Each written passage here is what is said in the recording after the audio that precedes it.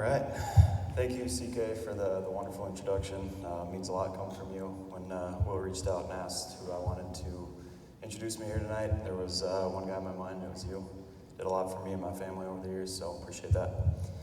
I'm truly honored and humbled to be joining a group of 40 Saints legends as the 41st member of the Saints Baseball Hall of Fame. I've been incredibly lucky in my life and to be surrounded by so many amazing people, many of which are sitting here in this room tonight. There's so many people who played a pivotal role in me standing here today, and the list of thank yous could go on forever. But I know there's beers to be drank and stories to be told tonight, so I'll try and keep this brief. To my coaches. I've been pretty blessed in my life to be coached by some pretty good people. Growing up, I had a great crew of four coaches that were there ever since I was 10 years old to coach my travel ball. And then in high school, I was fortunate enough to play for Coach Bob Karn, who was the winningest coach in Minnesota high school history. So pretty legendary there in and of itself.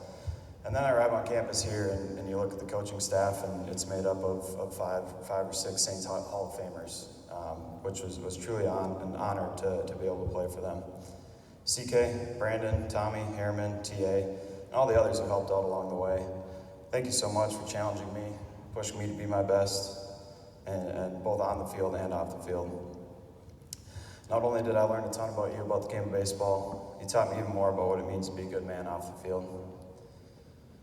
These legends, playing for them, it was truly an honor. Thank you for what you've done for me, my family, and the program at home.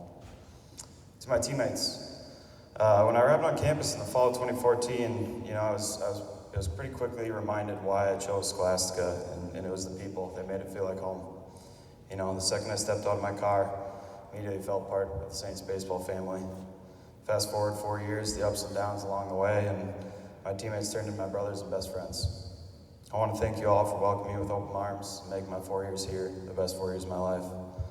To the upperclassmen, when I came in as a dumb freshman, thank you for showing me what it meant to be a Saint. Watching guys like Jess Heaton, Austin Colvard, Al Merle, Jake Kushke, Jordan Rissy, I could keep naming them, but watching them go about their work on and off the field, I quickly learned what it meant to be a part of this program. Hard work on the field and respect off the field were the standard, and those guys emulated it, and throughout my career I tried to live up to that standard.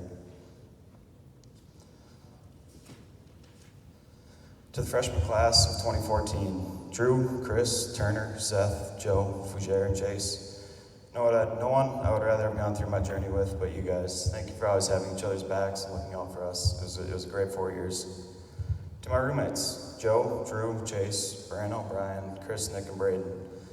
Thank you for putting up with me during our times living together. Memories we made over the years are something I'll treasure for forever.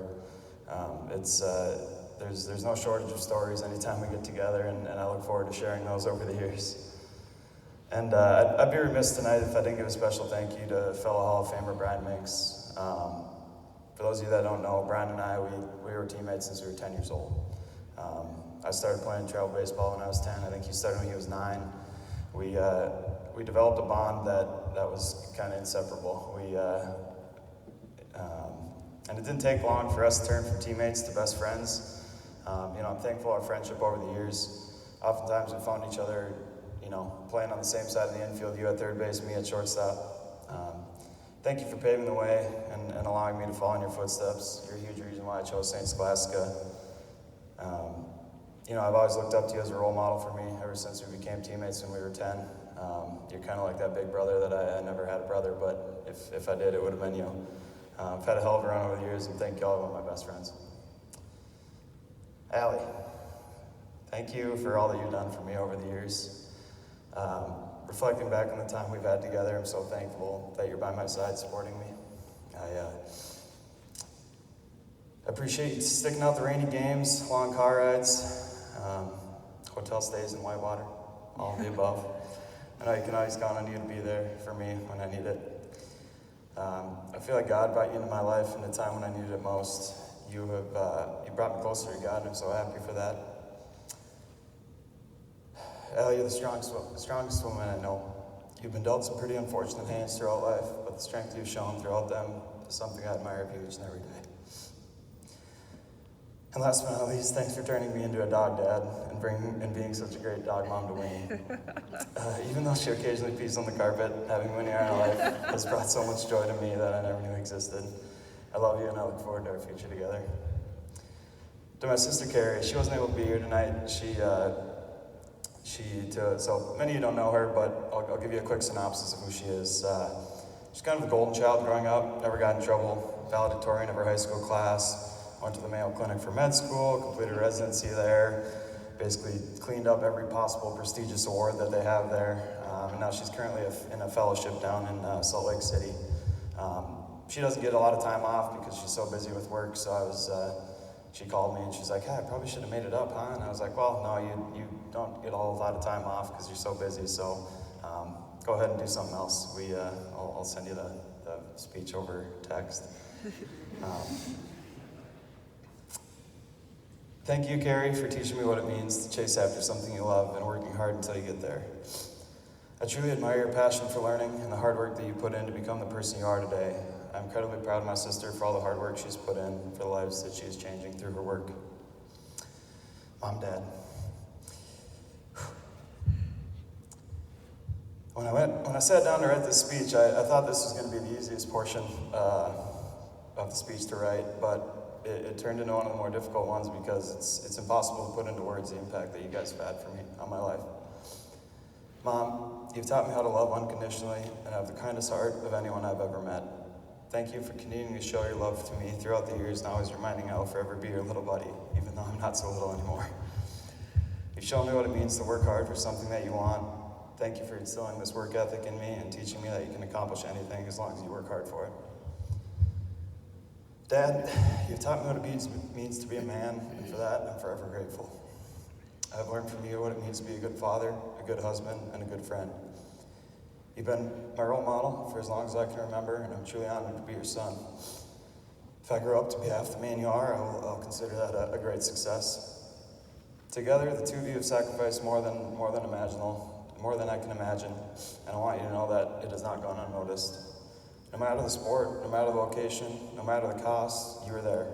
From the day I started playing sports, there's only one game that I can remember them missing, and they had to go for something for my sister with her med school, which is totally understandable. But the fact that they were in Florida every year, they were at every game, driving from St. Cloud 2.5 hours every time, it was, I can't say enough how much that meant to me to look up into the stands and see your guys' face. The older I get, the busier I get with my life, the more appreciation I have. It's crazy that you sacrificed all that time to come watch us play ball. Your support means everything to me. I would not be standing here tonight, nor would I be who I am without the love and support from the two of you. I'm forever grateful to be raised by such wonderful people. I love you both so much and cannot thank you enough for the things you've done for me and continue to do for me and our family. To my grandma. Growing up, both my grandparents on my mom's side, my grandpa on my dad's side had passed away before I was old enough to know them. While I was unfortunate to never really experience what it was like to have a grandpa, I was fortunate enough to develop an inseparable bond with my one grandma that I was close with. For those of you who were lucky enough to know my grandma, you knew she was all about one thing, and it was baseball. Being her lone grandson, she had 4 other granddaughters, but I was the only grandson. I like to think that I was her favorite for one reason only, and I was the only one who played baseball.